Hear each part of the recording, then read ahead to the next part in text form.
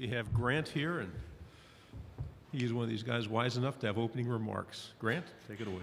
Yeah, so I'm probably one of the only players. I don't know how they're doing it with opening remarks, but just a little bit about me is I'm a man of faith, man of loving football. I'm a family guy, and I'm loving Arkansas. So I'm excited for this year. I think we're going to be a really improved team just because of how we work and how Coach Pittman has instilled a culture of just working hard and just having that blue collar chip on us. So that's a little bit about me. I just wanted to give a little introduction. So for the questions. Great. We'll go to your right, front row here.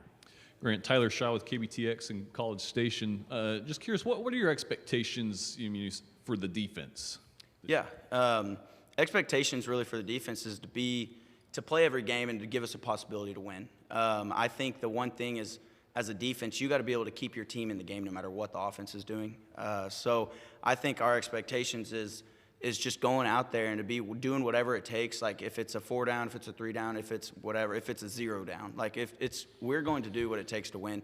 And the way we've instilled that in the summer and off season is like we have to know who we're going against. And like in the summer and off season, we're going against our offense and we're going against ourselves and we're working hard against that. So our expectations is to work harder than we did last year and to work continuously, like the quality of the work. And as our defense, we need to be more efficient, get off the field on 3rd downs. Our back end did really well sometimes, and we didn't help up front. So we got to be able to continue to add depth and be able to grow from there. To your right on the 3rd row. Dan Peck, ESPN 106.7 in Auburn. As one of the team's leaders, I was just wondering what it would mean to you personally to leave Arkansas and the program in better shape than it was when you arrived. Yeah. I would say the one thing that it means to me is this is something that we came here to do. No one ever wants to come, and that's any school in the SEC. No one wants to come to, say, Auburn, right? So no one wants to go to Auburn and leave Auburn at a worse time. So as a player, you want to be able to come here and leave a legacy. You want to come here and say, I was 31 on that team that did that. We snapped a long SEC win streak last year, and the fact that I can say I was on that team, I'll be able to tell everybody, oh, we went into Mississippi State after they beat the defending national champions. So that's something that I want to be able to tell my kids one day, be able to tell my family.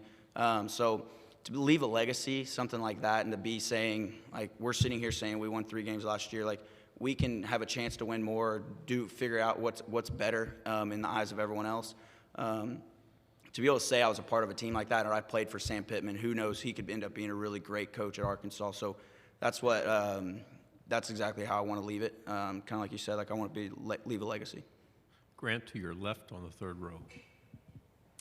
Just curious what it's like having Barry Odom as a defensive coordinator at Arkansas. Yeah, I promise you, he's the same guy here as he will be with us. He's a really great leader. The way he leads is passionate. It's purposeful. The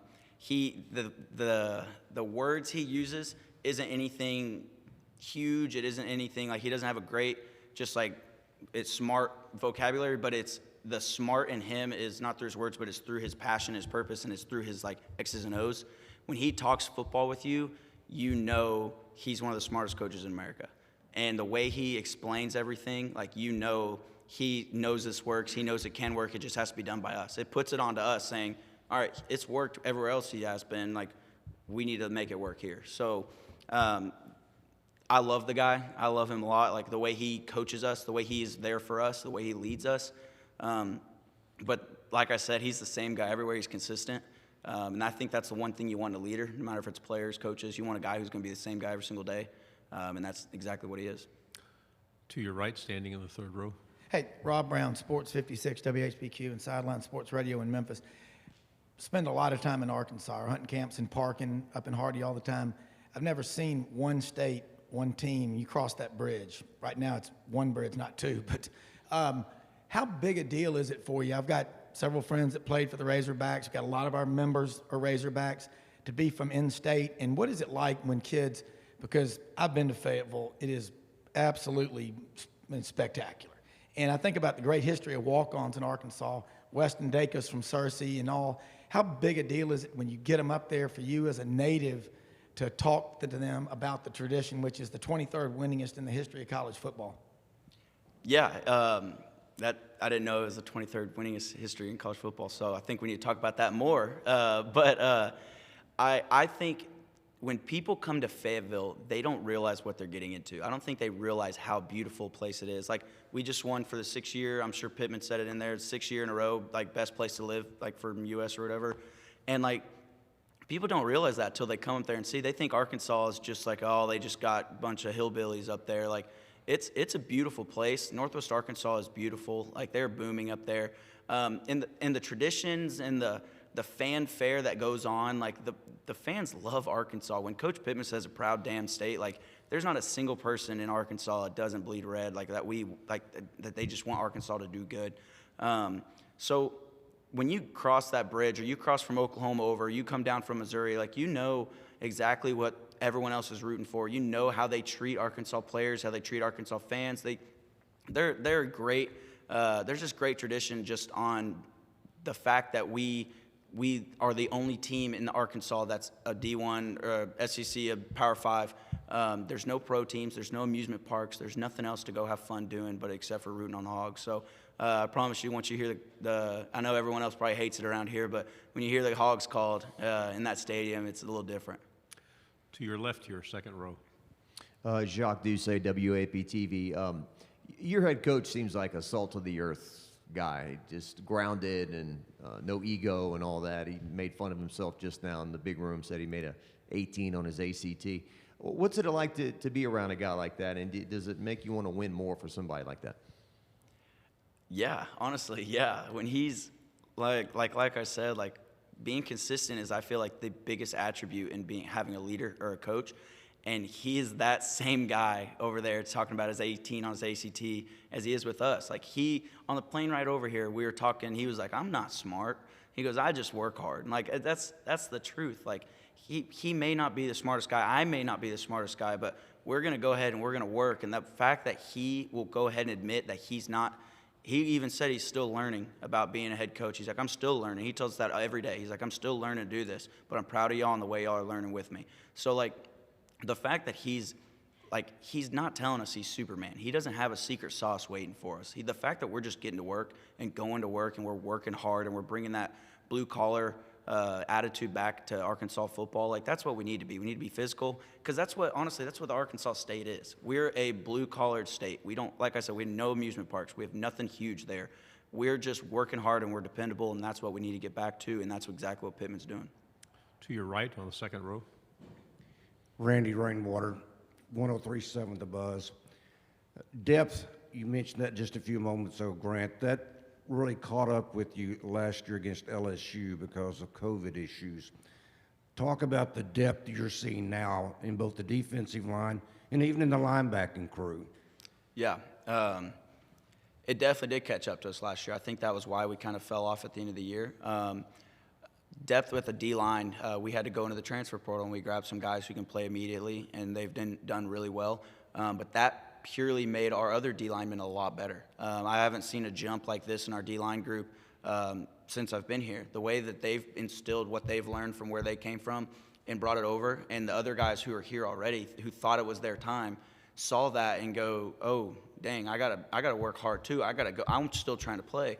So that's built depth purely alone. Who knows if those 3 transfers are going to play or not, but it made them work so much harder because of the competition around them. And we haven't had, at the D-line group, we haven't had a lot of competition just because we've kind of known who's going to be those starters, and so when you don't work hard, like when you don't have that competition that you need at every position, they don't work hard. That doesn't build depth. So this whole offseason has been really competitive for them. And honestly, we couldn't tell you right now who our starting D-linemen are, which is great. I think that's awesome, because I think that we have a lot of people that can be that, and that's a good problem to have when you have 1s and 2s, guys battling for that spot. The next question with linebackers is, we've worked a lot of young guys. We've worked with me, Bump, and Hayden being the older guys, and like D.D. Edwards. We've worked really hard at getting the next guys ready, and next guys be able to step up and take those snaps off of us. But I honestly can tell you right now, like, it was depth, but it was mainly us not getting off on third down. We didn't have a good third down efficiency last year. If we want to help ourselves, we need to get off the field. We need to play football less. And I think that was our main problem. We need to get off the field and be able to let these guys play. But the thing is we were having to play because we were putting ourselves in awful situations. So that's pretty much that. 2 quickies if we can. First, right here on the front row. Yeah, just curious. It seems every time you guys play Texas A&M, it's always a really close contest. Why do you think that is? I really don't know. I wish I could tell you right now a spot answer. I think we both, I think they're both really well-run programs. Even with the other coach that y'all had before that and we had before it, like it was just, they're kids who just want to play against Texas. They're kids that, honestly, I have no idea. I just think we fit each other well. But they're always a fun program to go up against. There's never been like fights or anything. Like I like the guys over there. They're good guys, good players, and they know like they're going to the league. Like they know they have a good future and they know what they can do to take the next step. So hats off to that program too. So it's always been fun playing. Last question on the left in the back row. So it's Andrew Carpenter from KMIZ. We're in Columbia, Missouri, and Michael Shear, your position coach, is a fan favorite back in Columbia. He's seemed to rise in the coaching ranks pretty quickly. What is it about him that you think has allowed him to do that, and why is he so good? He is a 70-year-old man in his wisdom. I'll just say that. Coach Shear he's awesome. He's Barry Odom 2.0, and I think everyone sees it, and that's exactly why he's climbing the ranks like he is, and he deserves it. He 100% deserves to be where he's at right now. I wouldn't doubt it if he's the defense coordinator here soon too, like just in the next couple of years, just because he works so hard. He does things the right way. I know he's a fan favorite with y'all, but here soon he's gonna be a fan favorite at Arkansas too. So, but he's awesome. I like him a lot. What's crazy is he's only like 4 years older than me, so I could have played with him 1 year. He's like my good friend. Like we've been texting today. Like he's done things the right way. He's coached us the right way. He coaches us hard. And the one thing about him is he doesn't care who you are. Like he doesn't care. He coaches me the same as he coaches everybody else in that room. So that's the one way he's done well and gained respect of everybody. Grant, terrific job. Thank you very much. Yeah, thank y'all.